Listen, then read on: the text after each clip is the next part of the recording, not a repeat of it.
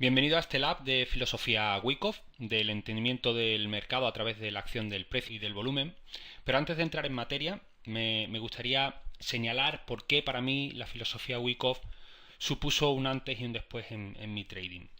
Para mí, haber descubierto la filosofía Wyckoff hace ya bastantes añitos supuso un cambio radical, supuso el cambio de ver los gráficos como una representación, lógicamente, del mercado o de una acción concreta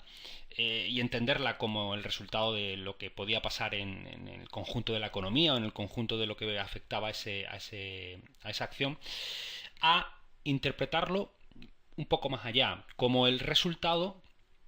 de movimientos o actuaciones concretas llevadas a cabo por los profesionales de este sector, lo que se entiende como las manos fuertes. Es decir, entender que detrás de esos movimientos realmente hay intereses que lo mueven, sobre todo grandes operadores que tienen una gran capacidad de dinero, y de ahí se originan los movimientos de los precios. Es decir, pasar de ver un gráfico casi en dos dimensiones a entender un gráfico casi como un cuento, se podría decir, una película donde se va narrando en tiempo real qué es lo que puede estar pasando, qué decisiones pueden estar tomando ese dinero profesional o esos profesionales y qué resultados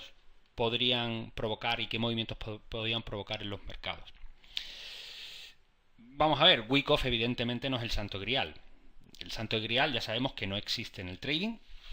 pero sin duda representa una base realmente buena para entender los mercados y luego construir sobre esa base nuestra operativa. Lógicamente la operativa al final va a ser lo que marque la diferencia y nos haga obtener rentabilidad, pero esa operativa debe estar basada sobre unos buenos pilares. Y la filosofía Wyckoff representa unos magníficos pilares muy precisos para saber qué puede estar sucediendo en el mercado en cada momento. Lo que resulta espeluznante es que una barra diaria es como mucho una información resumida y generalmente el dato principal que usted manipula para tomar decisiones. Esta frase es de Van Kazarp, de su libro Tener éxito en el trading, un libro totalmente imprescindible en la biblioteca de cualquier trader, y lo que viene a resumir es lo que él llama el sesgo de la representación, es decir, uno de esos juicios heurísticos que muchas personas, muchos traders tienen cuando operan. El sesgo de la representación lo que implica es que muchas personas suponen que una representación, como puede ser una vela diaria o una barra de volumen, es exactamente lo que se supone que representa. Es decir, creemos que una barra o un volumen es exactamente el mercado, pero como mucho es una aproximación al mercado. Es decir, una barra diaria o una barra en cualquier dimensión, lo único que nos está representando son pocos datos del mercado. Es decir, el precio de cierre, el de apertura, el máximo, el mínimo, el rango, la distancia que hay entre el mínimo y el máximo, pero nada más. Es decir, es una representación, eso no es el mercado en sí. Con esto lo único que quiero decir es que no debemos ver a la filosofía Wyckoff, igual que otras teorías, como el santo grial que nos está dando absolutamente toda la información de lo que es el mercado. No debemos caer en el sesgo de la representación. Debemos asumir con humildad la incertidumbre del mercado e entender que simplemente nos estamos basando con datos que pueden ser una aproximación de lo que pasa en el mercado, evidentemente, pero siempre hay un ruido, siempre hay información adicional que no está. Por lo tanto, antes de entrar en materia, que quede bien claro que la filosofía Wyckoff no es el santo grial y tenemos que asumir que tendremos errores a la hora de interpretarlo, pero también tendremos aciertos. Y el entendimiento nos puede hacer que nuestros aciertos sean simplemente un poco mayor que nuestros errores. Bien, entremos en materia, primero hablando de quién era Wyckoff. Wyckoff fue sin duda uno de los grandes figuras del análisis técnico de finales del 19 y principios del 20 y fue contemporáneo de figuras también como Livermore, JP Morgan, Elliot, o incluso Charles Down.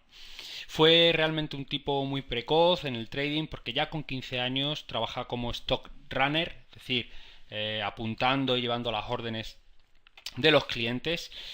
pero solo 10 años después, a la edad de 25, incluso tendría su propia oficina de broker.